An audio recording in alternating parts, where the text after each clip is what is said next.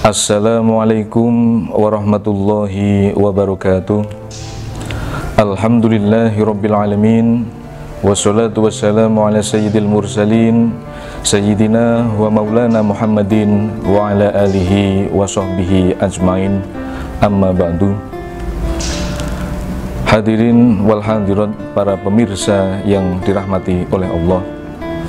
Pada zaman sekarang ini kita hidup di zaman modern, zaman yang serba canggih, zaman di mana kita hidup tidak lepas dari apa yang dinamakan dengan teknologi. Setiap saat kita bisa mengakses informasi, tidak harus menunggu tetangga kita bercerita dari mulut ke mulut atau dari media konvensional seperti koran, radio, televisi mengabarkan suatu berita, tapi kita bisa mengakses informasi dalam genggaman kita melalui handphone.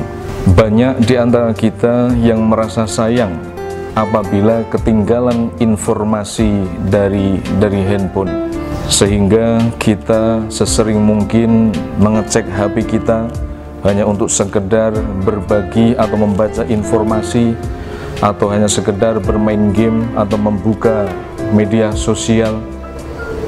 Oleh karena itu, dengan adanya teknologi yang semakin canggih ini, mari kita muhasabah, kita introspeksi, kita bertanya kepada diri kita sendiri, apakah waktu yang kita gunakan untuk mengakses informasi dari media sosial sudah seimbang atau minimal sejajar dengan waktu yang kita luangkan untuk mengakses informasi dari Allah Subhanahu wa Ta'ala.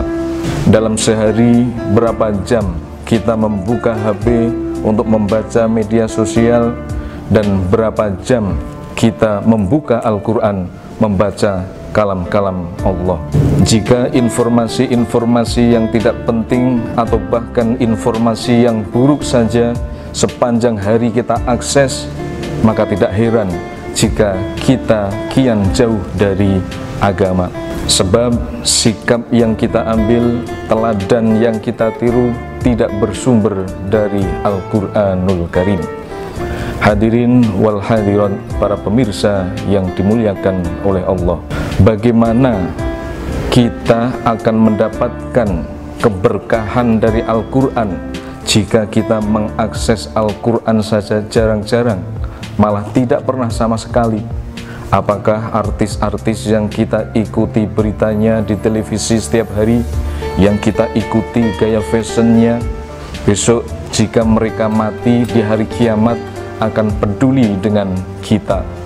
Tentu jawabannya adalah tidak.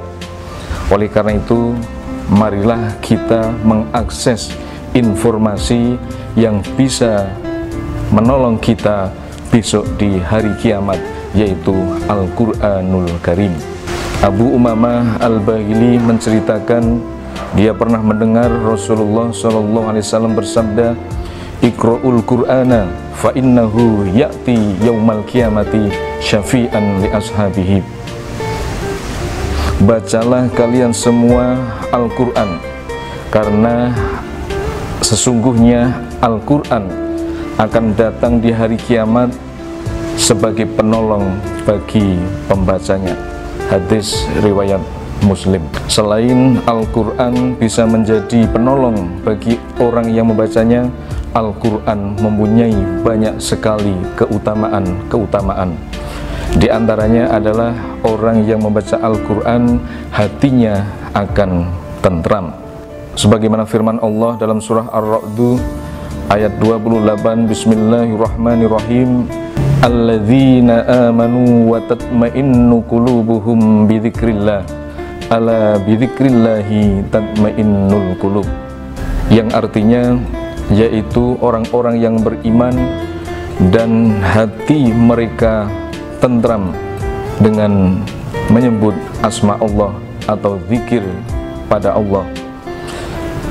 Ingatlah, hanya dengan zikir pada Allah hati akan menjadi tentram.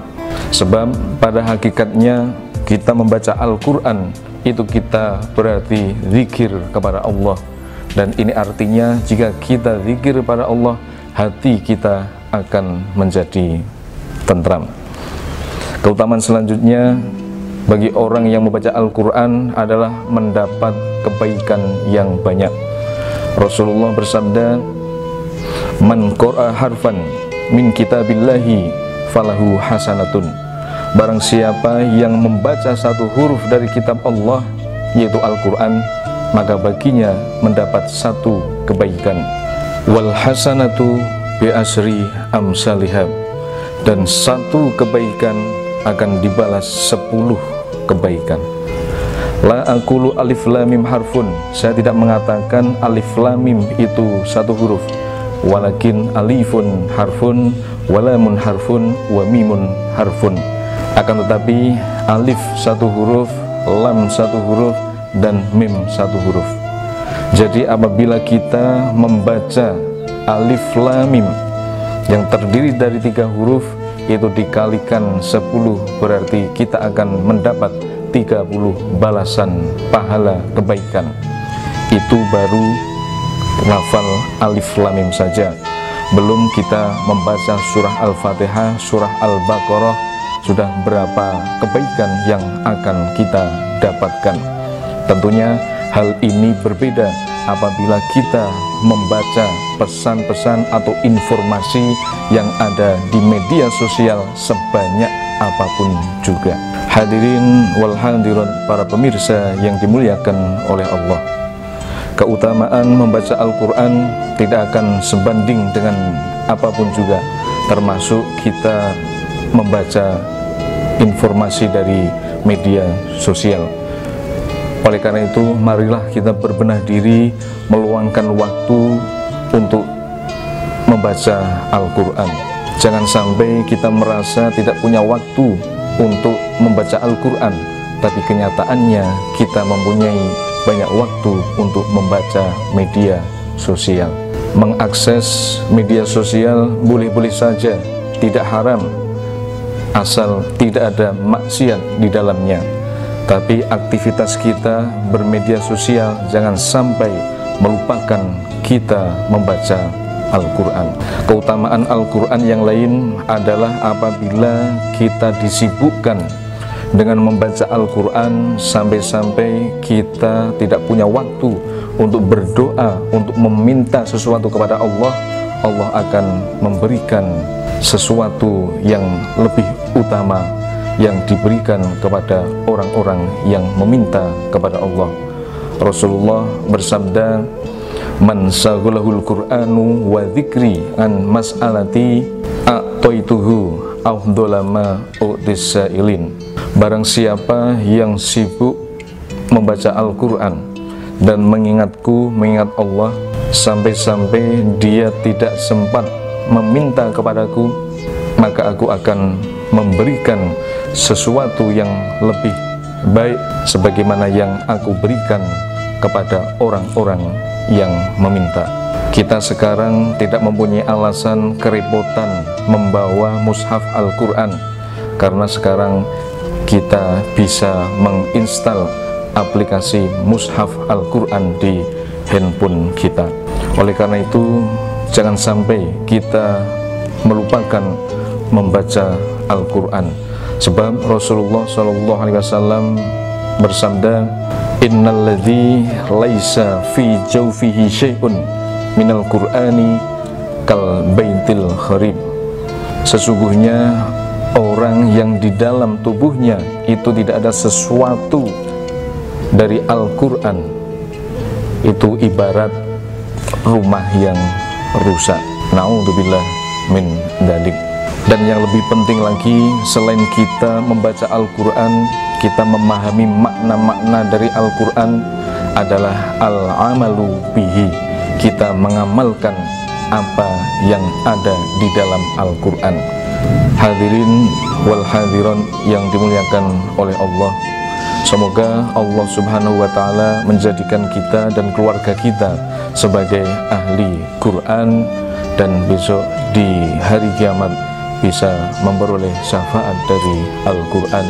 Amin ya Rabbal Alamin. Kurang lebihnya mohon maaf. Wallahul muwafiq ila aqwamit thoriq wal afu minkum. Wassalamualaikum warahmatullahi wabarakatuh.